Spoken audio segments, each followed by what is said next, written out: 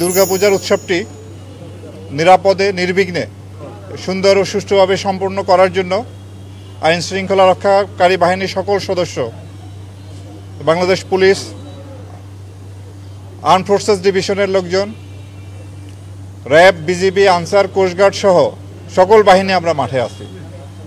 এবারের এই উৎসবটি যাতে নিরাপদে সুন্দরভাবে সুষ্ঠুভাবে সম্পন্ন হয়, এই জন্য আমরা সবাই একত্রে একযোগে কাজ করে যাচ্ছি।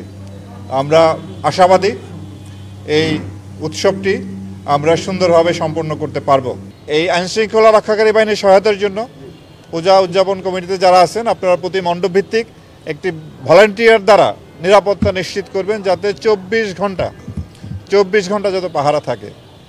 আমরা জানি আমাদের দেশে কিছু কাপুরুষ, অসুস্থ মন মানসিকতার কিছু লোক আছে যারা এই ছোটোখাটো ঘটনাগুলি ঘটায়। আমরা যদি সিসিটিভি লাগাই, প্রচুর বৈদ্যুতিক ব্যবস্থা রাখি, রাতের বেলা জেনারেটর যদি রাখি, তাহলে ওই অসুস্থ মন মানসিকতার লোকগুলো এই সুযোগটা পাবে না এবং সুন্দরভাবে আমরা অনুষ্ঠান করতে পারবো।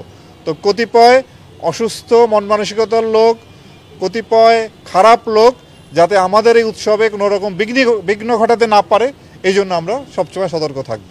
সামাজিক যোগাযোগ মাধ্যমে গুজব ছড়িয়ে বিশৃঙ্খলা চেষ্টা করার একটা পায়তারা চলছে, আমরা এটা টের পাচ্ছি।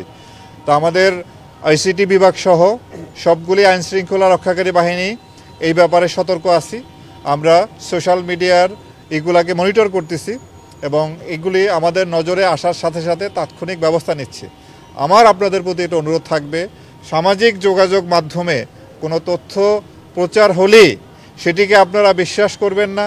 আপনারা যদি এই ধরনের একটা কিছু জানতে পারেন, আইন শৃঙ্খলা রক্ষাকারী বাহিনীকে অবহিত করবেন, তারা তাৎক্ষণিকভাবে এটা ভেরিফাই করে যেই পোস্টটি করেছে সেটি যদি সত্য হয়, তবে যাদের বিরুদ্ধে অভিযোগ তাদের বিরুদ্ধে আইনানুগ ব্যবস্থা নেওয়া হবে এবং কেউ যদি উদ্দেশ্যমূলকভাবে একটা বিশৃঙ্খলা তৈরির জন্য যদি কেউ এই ধরনের সামাজিক মাধ্যমে যদি ব্যবহার করে, তাহলে তার বিরুদ্ধে ব্যবস্থা নেওয়া হবে।